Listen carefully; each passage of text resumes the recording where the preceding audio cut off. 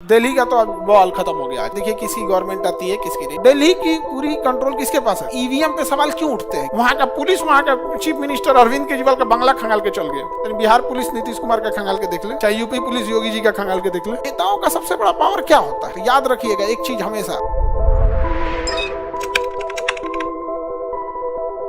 अभी हम लोग वोट कितने पे देते हैं?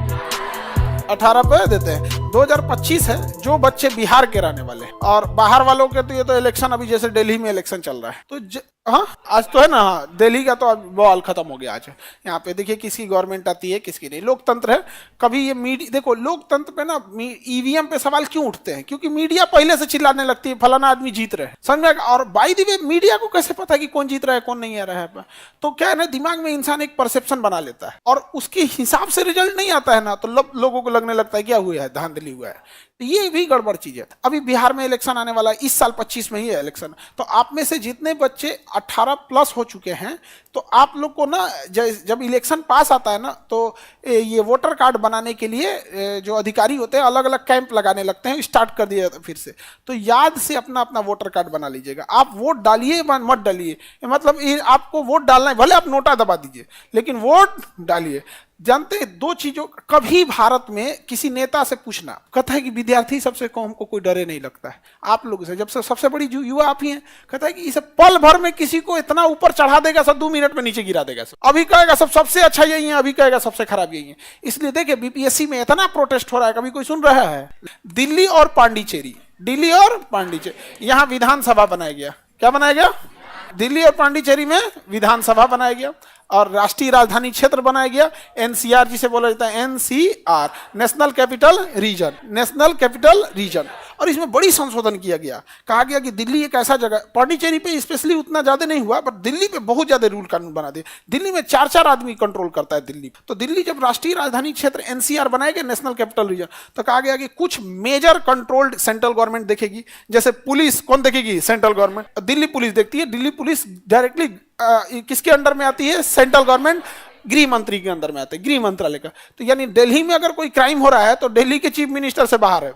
वहां का पुलिस, वहां का चीफ मिनिस्टर अरविंद केजरीवाल का बंगला खंगाल के चल गए। बिहार पुलिस नीतीश कुमार का खंगाल के देख ले, चाहे यूपी पुलिस योगी जी का खंगाल के देख ले। हाँ बाप रे, 40 गो जांच बैठ जाएगा उसके ऊपर। देखिए आप जब अधिकारी बनिएगा ना, तो याद रखिएगा एक चीज हमेशा, जब आप अधिकारी बनिएगा तो आप जब तक ईमानदार रहेंगे ना, तब तक सब आपसे थोड़ा सा दूरी बना के रखें। वो जानबूझ के आपको कुछ कमाने का मौका देंगे, 1-8 करोड़ लूट लेना। जैसे आप 1-8 करोड़ मार लिए, खत्म कहानी। अब वो आपसे कोई नहीं डरेगा। नेताओं का सबसे बड़ा पावर क्या होता है? वो आपके खिलाफ जांच स्टार्ट करा सकते हैं, जांच स्टार्ट कर देंगे। जब तक जांच चलते रहेगा, प्रोसीडिंग चालू रहेगी, आपका प्रमोशन रुका रहेगा।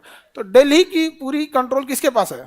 दिल्ली पुलिस की कंट्रोल किसके पास में? होम मिनिस्ट्री के बाद दिल्ली पुलिस के। आप तो ये हो गया कंट्रोल। उसके बाद जो जैसे स्कूलिंग हो गया, सड़कें हो गया, ये सब चीज हो गया, चीफ मिनिस्टर को दे दिया गया। तो एक सेंट्रल गवर्नमेंट संभाल रही है, एक कौन संभाल रही है?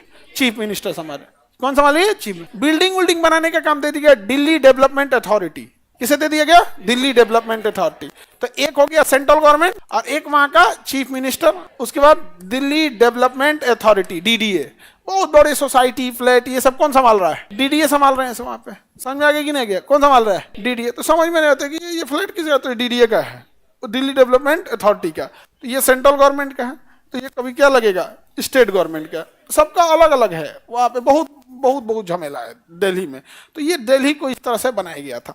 अब दिल्ली में जब विधानसभा बना दी है, तो 70वां में क्या हुआ कि दिल्ली और पांडिचेरी जो विधानसभा है, यहाँ तो आपने विधानसभा क्या कर दिया? बना दिया।